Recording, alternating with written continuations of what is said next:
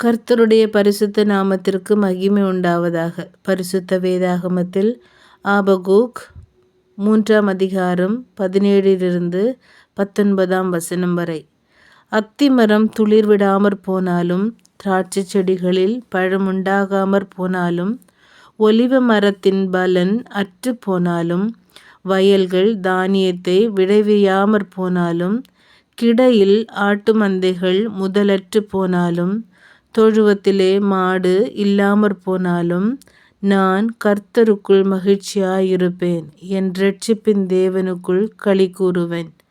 ஆண்டவராகிய கர்த்தர் என் பெலன். அவர் என் கால்களை மான் கால்களைப் போலாக்கி உயரமான ஸ்தலங்களில் என்னை நடக்க பண்ணுவார். ஆமேன்.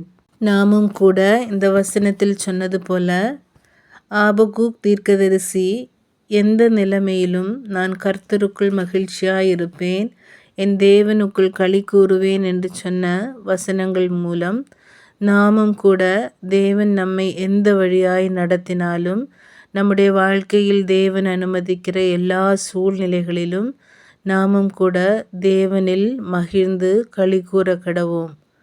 ஆமேன்.